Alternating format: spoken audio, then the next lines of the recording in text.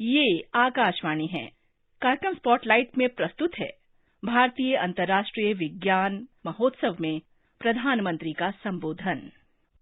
Cabinet के मेरे सहयोगी डॉक्टर हर्षवर्धन जी, विभाग के national president doctor Vijay Bhatkar जी, सम्माननीय वैज्ञानिकगण, देवी और सज्जनों, त्योहार, उत्सव, फेस्टिवल ये भारत का कैरेक्टर भी है और भारत का टेम्परामेंट भी है और भारत की ट्रेडिशन भी है।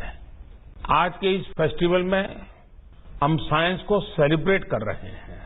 हम उस ह्यूमन स्पिरिट को भी सेलिब्रेट कर रहे हैं जो हमें लगातार इनोवेट करने के लिए प्रोत्साहित करती है।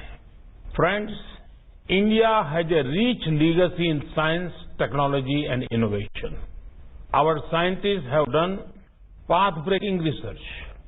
Our tech industry is at the forefront of solving global problems. But India wants to do more. We look at the past with pride, but want an even better future. साथियों, इसके लिए Bharat basics पर जोर दे रहा है। आप सभी से बेहतर ये कौन जानता है कि साइंटिफिक टेम्पर डेवलप करने के लिए बचपन से बेहतर समय क्या हो सकता है। आज भारत के एजुकेशन सिस्टम में स्ट्रक्चरल रिफॉर्म्स किए जा रहे हैं ताकि किताबी ज्ञान से आगे निकलकर स्पिरिट ऑफ इंक्वायरी को बढ़ावा मिले। 3 दशक के लंबे समय के बाद देश को नेशनल एजुकेशन पॉलिसी मिल चुकी है। इस पॉलिसी के एजुकेशन सेक्टर को फोकस ही बदल गया है। पहले आउटलेज पर फोकस था, अब आउटकम्स पर है। पहले टेक्स्ट बुक की पढ़ाई पर फोकस था, अब रिसर्च और एप्लीकेशन पर है। नई नेशनल एजुकेशन पॉलिसी एक ऐसा माहौल देश में बनाने पर भी फोकस कर रही है जिससे टॉप क्वालिटी टीचर्स का एक पूल देश में तैयार हो सके। ये अप्रोच हमारे नए और उभरते साइंटिस्ट को भी मदद करेगी, एनकरेज करेगी। देवी और सज्जनों, एजुकेशन सेक्टर में जो ये बदलाव किए जा रहे हैं, इनको कॉम्प्लीमेंट करने के लिए अटल इनोवेशन मिशन भी शुरू किया गया है। ये मिशन इंक्वायरी को, एंटरप्राइज को, इनोवेशन को एक प्रकार से सेलिब्रेट करता है।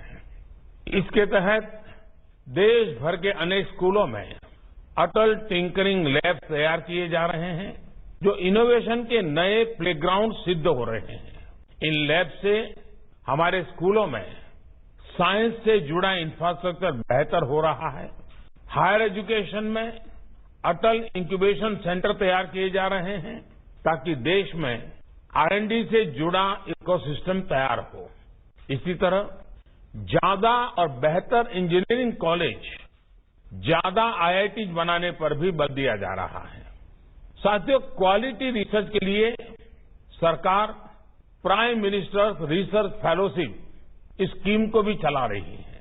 इसका लक्ष्य है कि जो देश का बेस्ट टैलेंट है उसे अपनी पसंद की रिसर्च करने में और सुविधा मिले। देश की सभी IIT, सभी IISERs, बेंगलुरु के इंडियन इंस्टीट्यूट ऑफ साइंस और कुछ सेंट्रल यूनिवर्सिटीज और NITs में ये स्कीम स्टूडेंट्स को काफी आर्थिक मदद दे रही है। देश के अन्य रिकॉग्नाइज्ड इंस्टीट्यूट और यूनिवर्सिटी में पढ़ रहे छात्र छात्राओं को इसका लाभ मिल सके, इसके लिए 6-7 महीने पहले स्कीम में कुछ बदलाव भी किए गए हैं। साथियों, बीते कुछ महीनों से मेरी अनेक साइंटिस्ट से चर्चा हुई है। हाल में ही भारत ने वैभव समिट भी होस्ट की थी।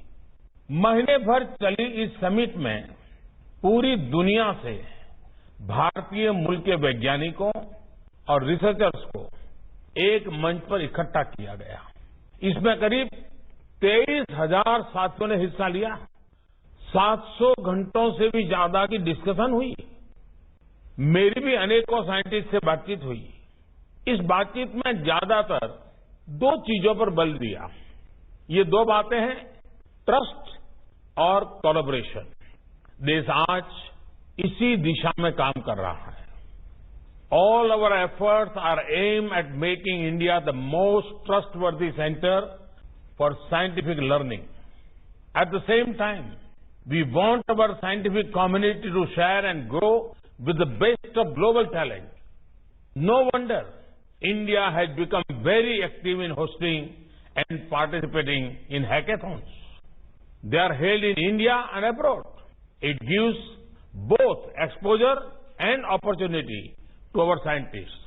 साथियों, साइंस और टेक्नोलॉजी तब तक अधूरी है जब तक इसका बेनिफिट और एक्सेस हर किसी के लिए संभव ना हो।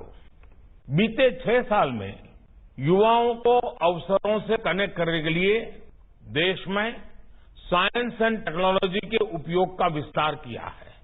साइंस एंड टेक्नोलॉजी अब भारत में अभाव और प्रभाव की खाई को भरने का एक बड़ा ब्रिज बन रही है। इसकी मदद से पहली बार गरीब से गरीब को भी सरकार के साथ, सिस्टम के साथ सीधा जोड़ा है। डिजिटल टेक्नोलॉजी से सामान्य भारतीयों को ताकत भी दी है और सरकारी सहायता की सीधी तेज डिलीवरी का भरोसा भी दिया है। आज गांव में इंटरनेट यूजर्स की संख्या शहरों से ज्यादा है। गांव का गरीब किसान भी डिजिटल पेमेंट कर रहा है। आज भारत की एक बड़ी आबादी स्मार्टफोन आधारित ऐप से जुड़ चुकी है।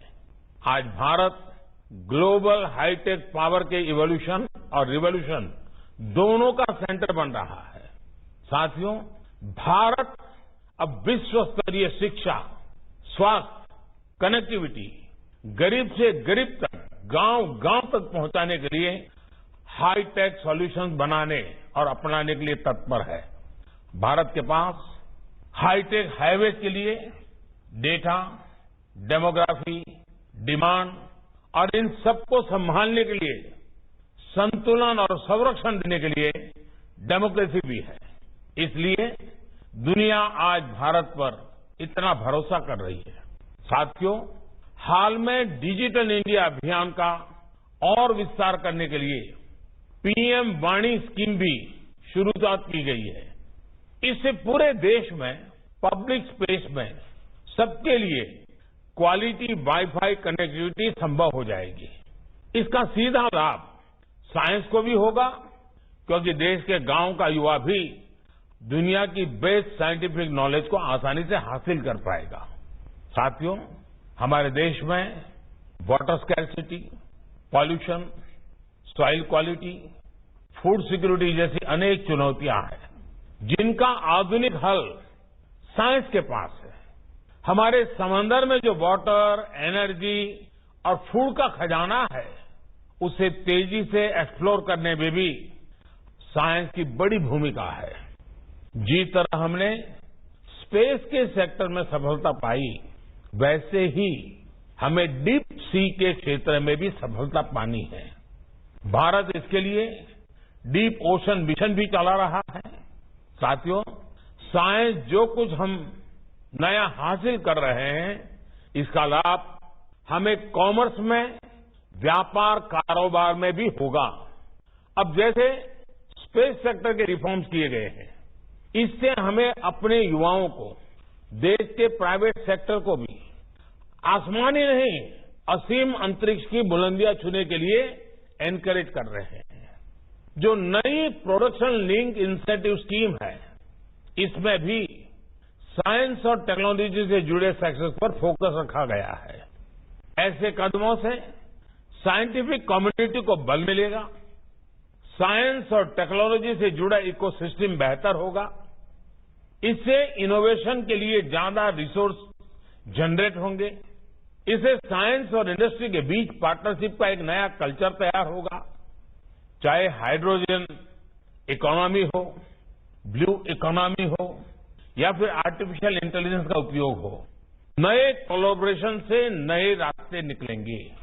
मुझे विश्वास है कि फेस्टिवल साइंस और इंडस्ट्री के बीच स्पिरिट ऑफ कोऑर्डिनेशन और कोलैबोरेशन को नया आयाम देगा।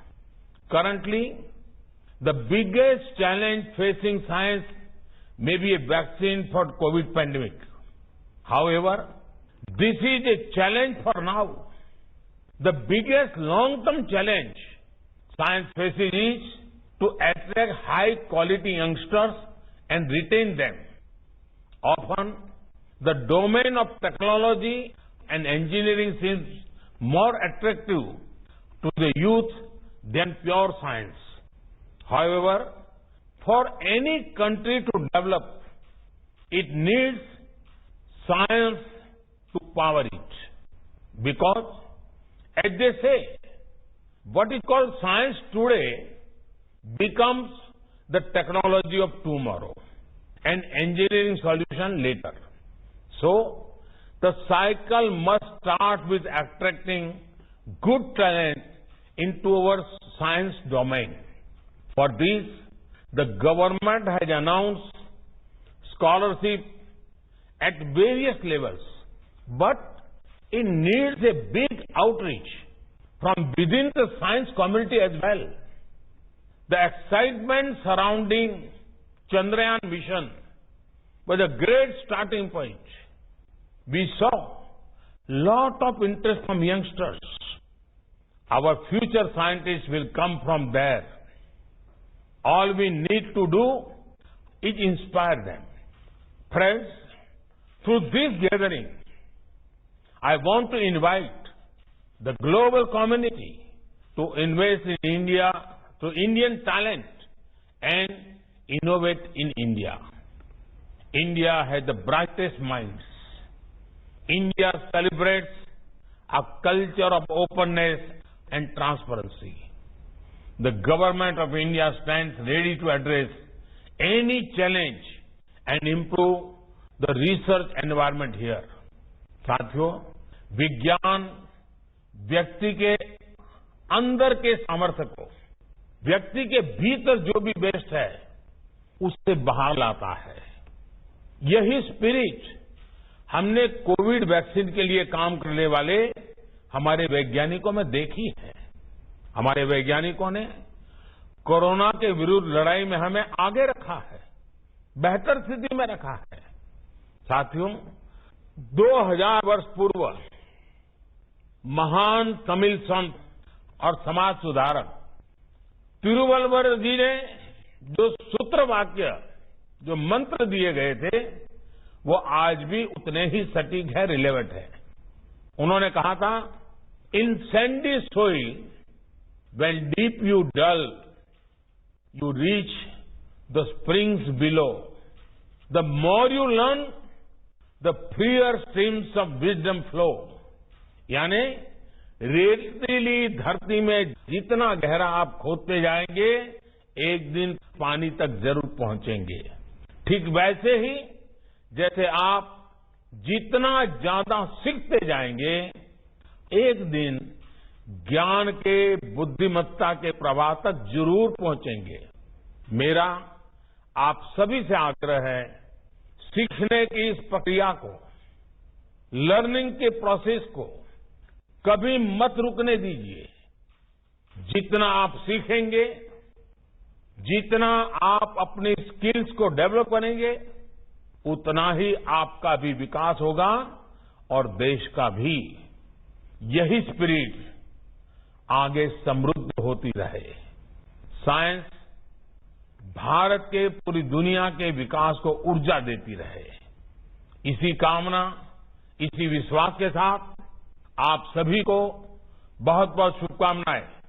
Thank you very much. अभी आप सुन रहे थे भारतीय अंतर्राष्ट्रीय विज्ञान महोत्सव में प्रधानमंत्री का संबोधन। ये कार्यक्रम आकाशवाणी के समाचार सेवा प्रभाग द्वारा प्रस्तुत किया गया।